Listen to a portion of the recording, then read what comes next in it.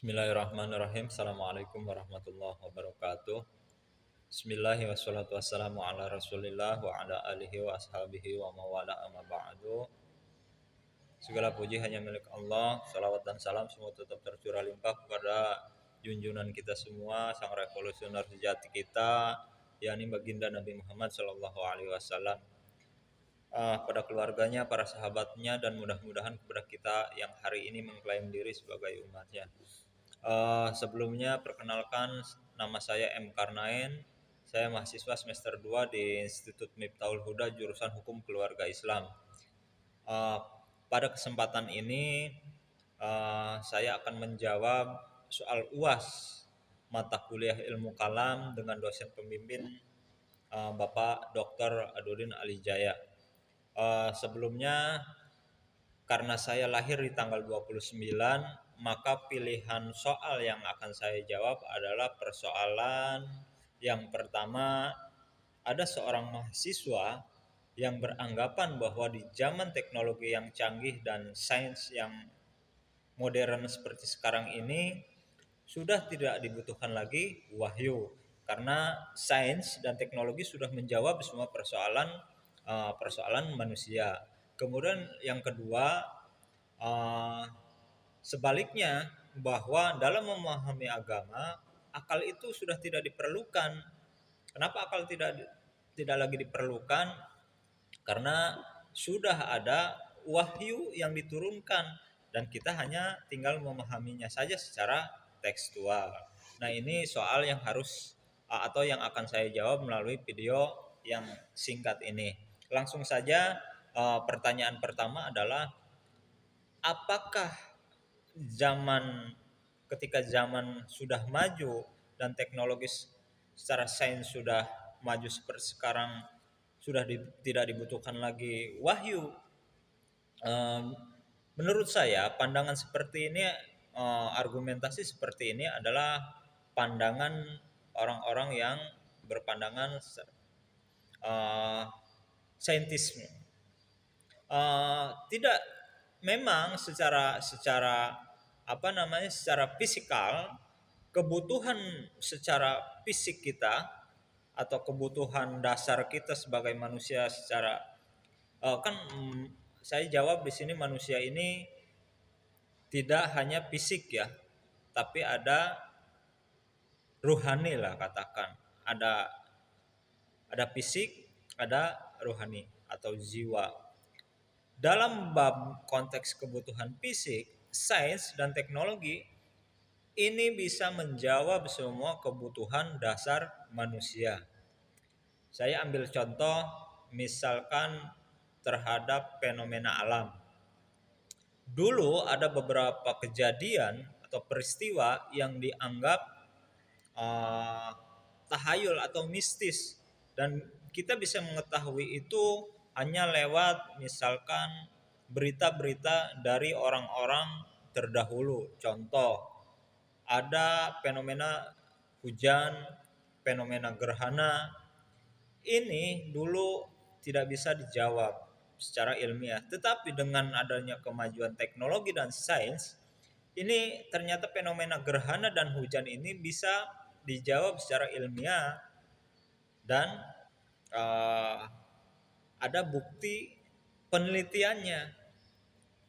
Kemudian yang kedua, dulu ada beberapa penyakit yang dianggap tidak ada obatnya.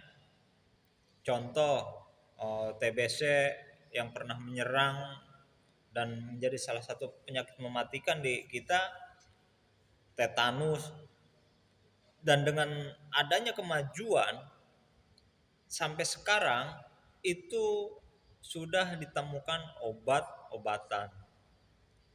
Kemudian ada lagi komunikasi. Dulu kita untuk berkomunikasi saja atau transportasi, komunikasi dan lain sebagainya, untuk komunikasi dulu misalkan orang tua kita keluar negeri ingin berkabar saja, ini kan kita butuh komunikasi lewat surat.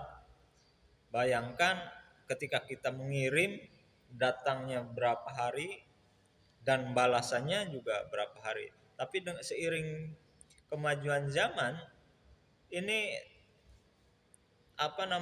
komunikasi global sudah bisa kita gunakan. Kita sudah bisa bertelepon dengan siapapun untuk menanyakan kabar berita dimanapun kapanpun kita bisa langsung. Kemudian transportasi dulu tidak secepat sekarang. Sekarang dengan banyaknya kendaraan mulai dari mobil sampai motor itu bisa memudahkan kita. Tetapi tadi balik lagi ke soal persoalan sains teknologi hanya bisa menjawab persoalan fisikal, kebutuhan dasar secara fisik. Tetapi secara ruhani tidak bisa. Jadi kebutuhan manusia itu selain kebutuhan fisik, ada kebutuhan spiritual juga. Manusia apa kebutuhannya? Ketenangan jiwa, kemudian dan pada hakikatnya manusia ini dikatakan hanif, cenderung kepada kebenaran, atau jiwanya senantiasa mencari sesuatu yang dianggap dia memiliki kesempurnaan, dia maha segalanya. Nah, manusia itu cenderung mencari itu, bergantung kepada hal yang sifatnya spiritual.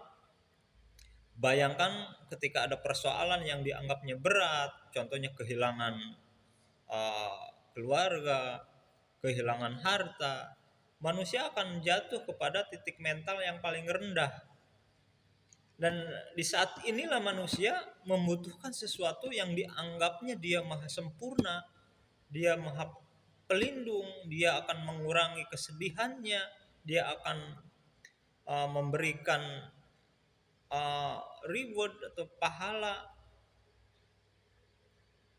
bagi yang bersabar. Nah, kebutuhan-kebutuhan spiritual ini ada di dalam wahyu. Bahkan kabar berita setelah kematian pun hanya lewat wahyu kita bisa memahami itu. Atau terus yang kedua, apakah wahyu tidak diperlukan dalam memahami agama? Akal tidak diperlukan dalam memahami wahyu? Jawabannya menurut saya di dalam agama manapun, terutama kita di Islam, wahyu itu mempunyai porsi atau tempat yang sangat mulia, di mana ketika akal kita dipakai, kan, ini bisa bertemu dengan isyarat-isyarat yang diberikan oleh Tuhan lewat wahyu itu sendiri. Kan kalau tidak salah di kita ini ada ayat kauliyah dan ayat kauniyah, atau ada ayat yang memang secara tekstual bisa dipahami yang qot'i ya. Ada ayat yang dia butuh penafsiran. Contoh, Tuhan bersemayam di atas ars misalkan. Kan ars ini kalau tidak ada penafsiran akan menjadi konsepsi yang liar. Apakah benar semayam itu, ars itu kursi? Kemudian di alam konsepsi kita, di pikiran kita bisa tergambar bahwa Tuhan sedang duduk.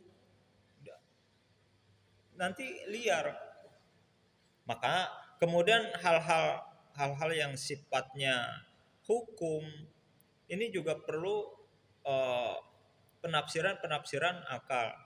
Balik lagi, kalau mengutip bahasa Ibnu Rus ya, salah satu filsuf Islam, ketika Imam Al-Ghazali di dalam Tahaffut Al-Falasifahnya mematahkan semua argumentasi peripatetik para filsuf sebelumnya seperti Ibnu Sina, Al-Kindi dan Al-Farabi, sehingga beliau dianggap Hujatul Islam itu karena menganggap aliran-aliran filsafat Islamnya Ibnu Sina, Al-Farabi dan Al-Kindi ini terlalu memberikan porsi akal terhadap eh, sehingga bisa apa namanya offset lah bahasanya. Tetapi tahaput al-falasifah ini kemudian dikritik oleh Ibnu Rus lewat tahaput-tahaputnya bahwa eh, Tuhan itu menurunkan sebab akibat atau menurunkan akal sebagai karunia yang paling besar bagi manusia.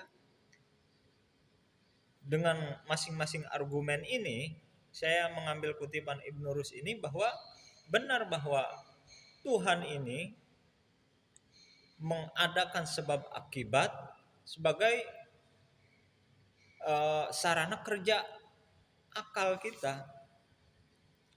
Bayangkan bahwa kita memahami tekstual kan eh, banyak sekali ayat-ayat suci yang harus ditafsirkan secara kontekstualnya. 1400 tahun yang lalu dengan sekarang kan zaman sudah berubah, tentu ada penafsiran-penafsiran yang dianggap bisa relevan dengan keadaan-keadaan sekarang. Bukan berarti Al-Quran itu berubah-ubah ya, karena untuk menjadi seorang ahli tafsir pun ada syarat-syarat tertentu. Nah, kesimpulan dari saya adalah yang pertama adalah kemajuan sains dan teknologi memang bisa memberikan dampak yang sangat besar ya, sehingga semua persoalan fisikal manusia bisa uh, terpenuhi oleh kemajuan teknologi. Tetapi ada satu hal yang tidak bisa terpenuhi oleh manusia, itu butuh sains, manusia itu butuh apa namanya kebutuhan spiritualnya juga, butuh makanan, butuh pengetahuan untuk itu. Maka diperlukanlah wahyu, karena semakin maju teknologi, semakin banyak orang-orang yang merasa dia stres oleh beban kerja. Bahkan di negara-negara maju kan, contoh Jepang dengan tuntutan kerja yang sangat tinggi tetapi tidak dibarengi dengan ruhani atau spiritual yang cukup, maka terjadi hal-hal yang konyol, misalkan bunuh diri lah dan lain sebagainya. Sebaliknya juga kita tidak bisa memahami uh, agama tanpa mengandalkan wahyu, karena uh, tuntunan kita Al-Quran ini juga ayatnya tadi teh ada ayat yang qot'i yang sudah jelas secara tekstual, ada yang memang butuh penafsiran. Nah ini agama juga sehingga bisa relevan dengan zaman sekarang dan umat Islam sudah besar, ini perlu pemikiran-pemikiran yang agama wahyu bisa sesuai, bisa menjawab kebutuhan-kebutuhan orang-orang yang ada di masa sekarang. Jadi ketika wahyu dan akal yang sehat dan wahyu yang suci bertemu, itu saya yakin dua kebenaran itu bisa menjadi satu panduan utuh bagi manusia dalam mengarungi kehidupan di era modern seperti sekarang. Jadi sangat butuh ya, harus balance kebutuhan jasmani dan kebutuhan spiritual sebagai seorang yang beriman. uh, ini sangat sangat diperlukan ya, sehingga kalau dalam mengutip pendidikan itu kan substansinya untuk 3H: head, kognitif, kemudian heart, afektif, kemudian psikomotorik, sehingga uh, sains bisa memberikan kecerdasan secara kognitif.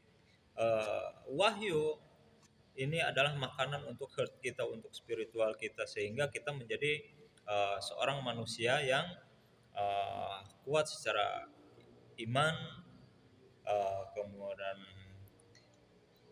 akal dan psikomotoriknya.